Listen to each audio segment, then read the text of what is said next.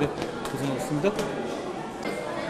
오늘 사과하신 이유를 좀 더 얘기해 주시면. 제가 일단 제가 이 사과의 말을 올린 거에서 더 뭐 토시를 달거나 이런 건 아니라는 점을 먼저 말씀드릴게요. 그냥 저는 조건 없이 사과한 겁니다.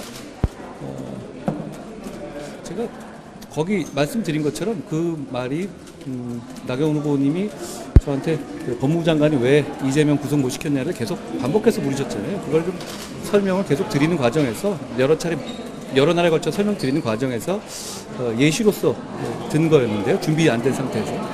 사실 저도 말하고 아차 했거든요. 이게 이 얘기를 괜히 했다라는 생각을 했었어요.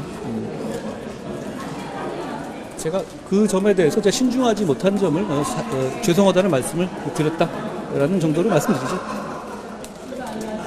관련 발언에 대해서 의원님들이 페이스북에 팩트 관련된 의원님들이 페이스북에 유감 입장을 올리고 있는데요. 당대표 되시면 당 혼합을 어떻게 하실 건지. 패스트트랙 물리적 충동물 사건은 제가 보는 관점을 한번 말씀드리죠. 그 사건은 당시에 우리 당이 드루킹 특검을 관철하는 과정에서 몇몇 위원회를 저쪽에 넘겨줬었어요. 그렇기 때문에 공수처법 같은 악법들을 막아내기 어려운 상황이 됐던 거죠.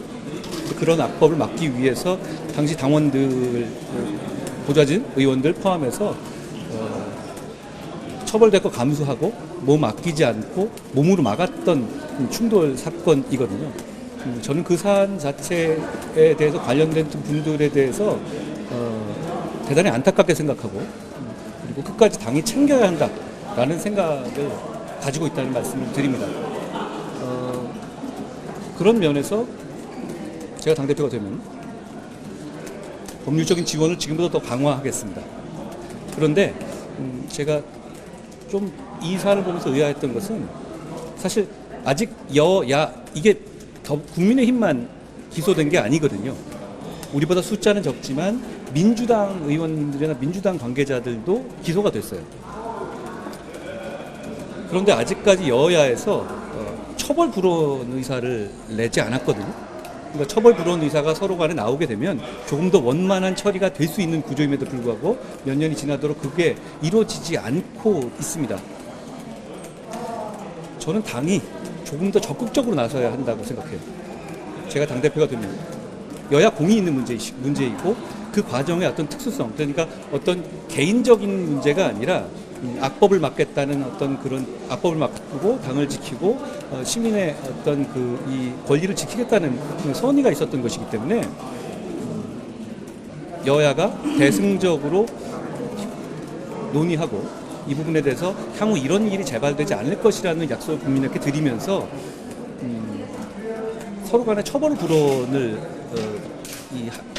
해서 재판부에 제출하는 등 방법으로 지금보다 훨씬 더 원만하게 처리할 수 있을 거라고 생각합니다. 저는 그동안에 오히려 당이 그런 면을 해왔어야 한다고 생각합니다.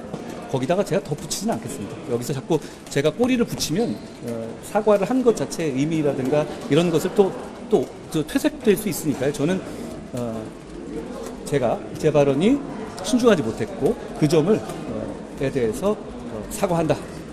제 입장은 딱 이거 하나입니다. 나머지 설명은 그냥 참고하시라고 말씀드린 거예요. 저는 거기에 대해서 하나하나 이렇게 막 공격하거나 이 사안을 막 얘기하거나 그러지 않았는데 지금 건 제 실수예요. 지금 요 말씀을 드린 거는 제가 실수라고 생각해요. 그런데 이것 외에 제가 어떤 종류로든 간에 뭐 비슷한 식의 방식의 공격을 하거나 그런 적은 전혀 없잖아요. 그리고 그분들이 말씀하시는 네거티브의 어떤 근거를 제시하거나 그런 것도 전혀 없었고요. 그런 점들을 생각해 보시면 저는 그냥 참고 잘 가겠습니다. 국민들이 판단하실 거라고 생각해요. 한동훈 후보가 해야 될 말과 하지 말아야 될 말 이런 부분에 대한 분별이 없는 것 같습니다. 좌충우돌하는 것 아닌가. 우리 동지의식도 없이 우리 나경원 후보, 대통령, 영부인 모두 궁지로 몰면서 거대 야당에 맞서 싸울 수 있다고요? 책임지지 못할 주장입니다.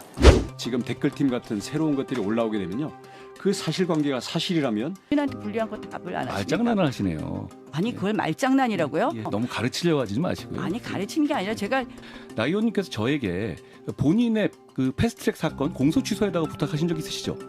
저는 거기에 대해서 제가 그럴 수 없다고 말씀드렸고요. 그거는 구체적 사건이 아니라요. 본인 실질적으로는 사건이잖아요.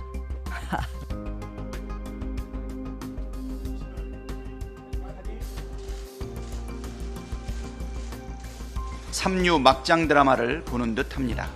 한동훈 후보는 여론 조성팀 의혹에 대해, 나경원 후보는 불법 청탁 의혹에 대해, 원희룡 후보는 양평고속도로 특혜 의혹에 대해 수사를 받아야 할 당사자입니다. 서로가 범죄 행위들을 나란히 증언하고 있는 만큼 응당하게 수사도 나란히 잘 받기를 바랍니다. 범죄 집단의 자백 쇼를 보는 것 같습니다. 후보자들을 둘러싼 범죄 행위가 자고 나면 하나씩 터져 나옵니다. 깜짝 놀랄 폭로를 합니다. 이런 청탁을 한 나경원 의원도 이를 신고하지 않은 한동훈 씨도 문제가 있습니다. 나경원 후보를 도와주는 거예요, 저거 본인은 뭔가 이렇게 말씀하시는 별건 수사건 하나 들이밀면서 압박하는 거라고 생각했겠지만은 저 얘기를 들은 패스트 트랙으로 같이 고생한 국민의힘 의원들 지금도 재판받고 있거든요. 어떤 생각 들겠습니까? 나경원 후보가 우리 안 보이는 데서 우리를 위해서 구명을 위해 노력했다. 구명을 위해 노력했구나. 우리도 나경원을 도와야겠다.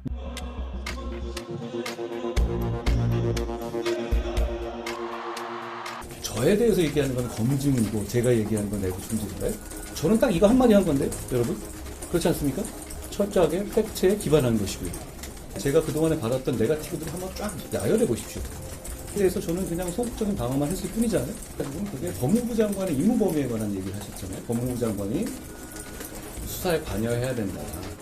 재판에 관여해야 된다. 인식을 잘못하고 가신 것 같길래 그 사례를 들어서 말씀드릴 뿐이에요.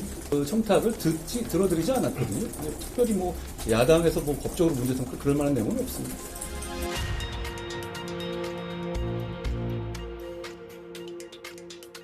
이 부분에 대해서는 우리 당의 법무부 장관이라면 당연히 사정 변경에 의한 공소 취소를 해야 됐었던 사안이다. 그러니까 보수 정부에 대한 뭐 책임이나 연대 의식은 없는 것 아닌가. 제가 드리는 말씀은 헌법 질서를 바로 세워달라는 말씀이었다는 말씀이고요. 그 당시 문재인 정권이 야당 탄압용으로 보복 기소한 사건 아니겠습니까? 근데 이러한 부분에 대한 언급을 하는 것을 보고 분별력이 없지 않나 이런 생각을 했습니다. 한 후보의 입 리스크, 우리 당의 새로운 위험으로 등장했습니다. 누가 무서워서 한동훈 후보하고 말 섞으려고 하겠습니까? 동지의식이 없고 내가 살기 위해서는 누구든지 흔들고 누구든지 궁지로 몰아서 나만 살아야 되겠다 이런 생각이 있으면 사태는 심각해지는 거죠.